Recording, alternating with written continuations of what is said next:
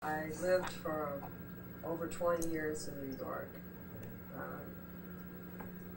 I joined GLF in August of 1969.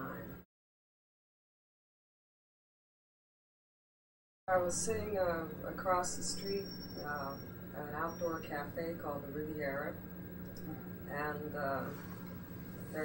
I had a waiter who appeared to be gay, and someone else from GLF was passing out leaflets to everybody sitting outside. And he came over, and there was a straight couple sitting there, and they got a leaflet, and the woman was looking at it. And he came over very angrily, snatched it out of her hand, and said, "You don't need to look at that." And that kind of pissed me off, you know. And I said, "Gee, why does he have such an attitude like that?" So I finished my beer, and I went over across the street, and I said, "You know, what's happening here? I've heard about you people, and I'm interested." And they said, "Well, we're demonstrating against the Village Boys because they're very anti-gay." And they said, "Here," and they handed me a placard, and I started marching around, and next thing I knew, a couple of weeks later, somebody called me up and said, "Guess what, you're in Time magazine." But even before there was ever a GLF, I remember the days when I grew up in Hollywood, where the cops would pull me over constantly, just walking down the street on a busy day, you know, busy shopping day, and put me in the squad car, run a make on me, slam me into walls, beat the hell out of my friends, raid the clubs like the Gestapo. And I remember that the favorite Friday, Saturday night sport in Hollywood was for all these straight teenagers to come cruising down Hollywood Boulevard in station wagons. If they saw a gay person, they'd jump out and beat the hell out of them just for fun. So if the drag queens got attacked, the dykes would jump in and help them.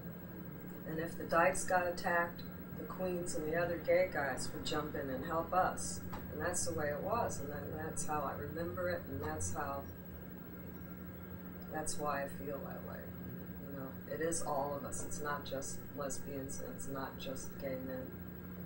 It's all of us together. There was a time, I forget the year, but I have a paper somewhere of when the women's movement didn't want any lesbians marching in their march now. Right.